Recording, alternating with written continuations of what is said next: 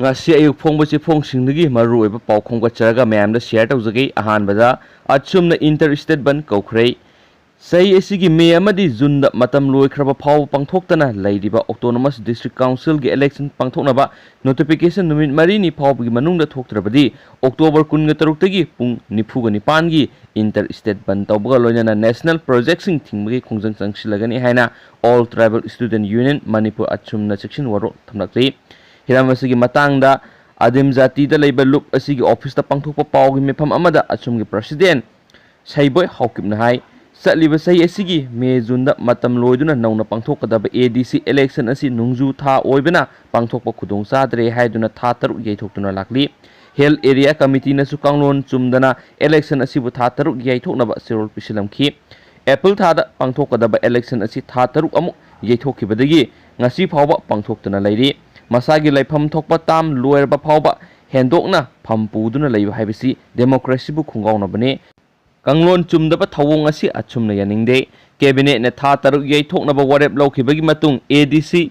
election asi november gi angan basarukta pangthokpam thui adubo laibak thibidi ngasi phawba adc election gi matangda laingakna wafam amata phongdoktuna leidi nungju tha oina amadi covid 19 gi lockdown maram oiraga election yaithokhiba oirabadi hauzik unlock tawre loinana constituency mangagi by election phawba pangthokadawre tha taruk ki mamang na matam loiduna leiraba adc election na pangthoktana marakta songthok chungsin tawbagi hangduna leiribe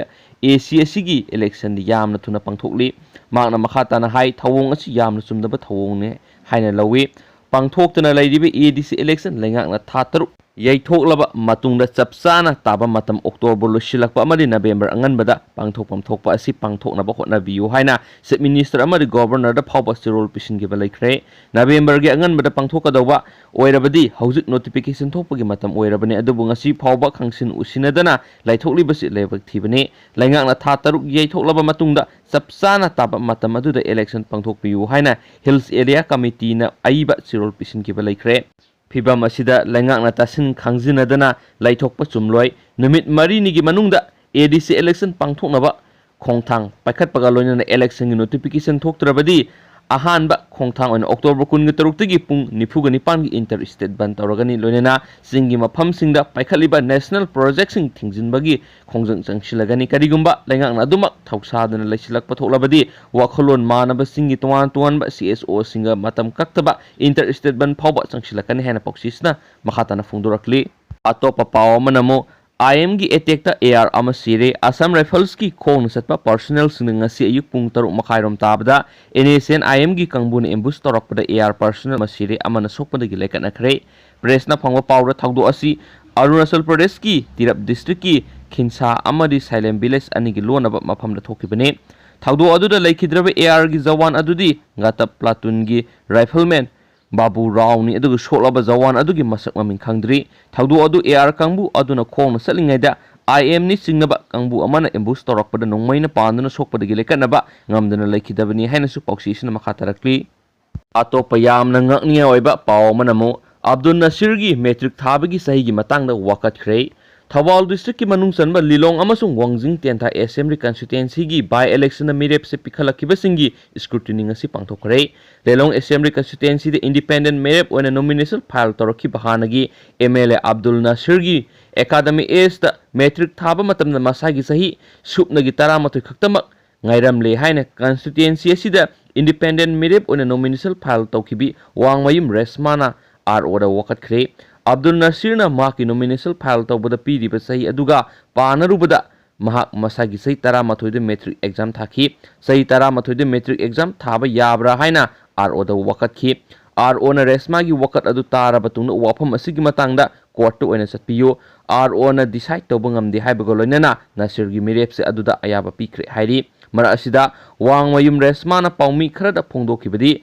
hanagi MLA Abdul Nasir na mahaki nomination form da habliba academy age adu mahakna metric exam thaba matamda supnagi sahi 13 khakta ngairi sahi 13 de metric thaba haibisi lona yade aduna masigi matangda court to oina wakatlagani ngasi pangthokiba merep se singi scrutiny aduda Wangjing Tentha Assembly constituency gi oina congress ki M Himanta BJP gi P Brojan amari independent L Manawbi gi ayaba piki aduga Lilong AC gi oina congress ki Azizuraha Khan, Independent Abdul Nasir Abdul Jabbar Khan, Y Antas Khan amadi Wangmayum Resma gi ayaba pikhi hainasu sirol usina makhatana phungdorakli.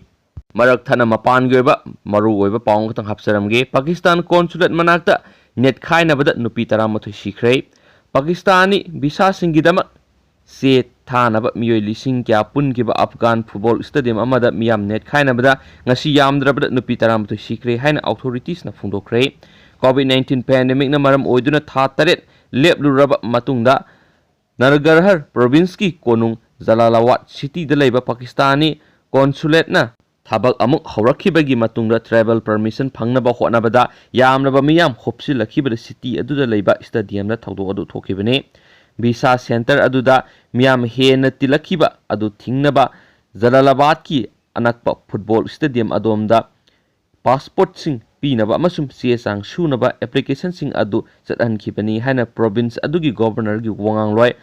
aulaha khogyani na pamising da haiki laibak thibadi ngasi ayuk football stadium aduda mi lising kyana lakhibadagi awaba thawdu adu thokibani haina mangna haiki governor gi wangangloi khogyani amasum province adugi hospital gi wangangloi Zahir Adel na siba masing adu nupi 13 ni haiki aduga Nanagaraha province ki council member Nasir Kamarawana di miyoi taraga mga sikhi amasum taraga mga amaga sui haiki tiliba miyam adugi mamang thangbada lepna nupi singda henba khudong saba pikhi gate sing adu hangdokle haina official sing ne hek lauthorakpada ngasi ayuk mipung khudimangna hanaba tanaduna stadium aduda sangnaba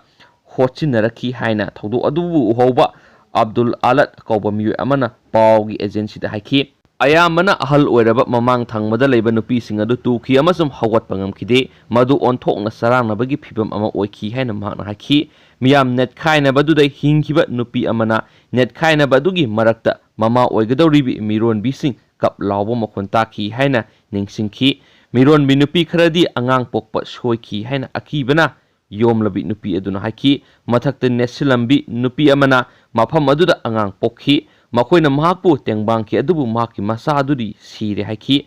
Kabul da Pakistan ki embassy aduna thawdu aduda hakchin awaba amasum nungaitaba phungdokre hainasu baksisna makhatana phungdorakli atopa paw manamo flu vaccine kapluba South Korean manga sirei South Korea da hokiba sayol asida flu vaccine kapluba singi maraktagi miyoi manga sikibadagi vaccine safety gi matangna akiba poknabagi phibam laire haina authorities singna phungdokre COVID-19 gi complications sing thawandana bagi damakta South Korea da season gi oina pangthokpa vaccination gi program hena paksan sathanaba laibak asigi authorities sing na hotna rakhibaga loinana miyoi manga sibagi thawdu asi thokibane authorities sing na phungdokibida CDB sing adu vaccine ga mari lainei haina thajabaga yabagi maram laite toigumungsung postmortem sing yauna investigation ama sathari haina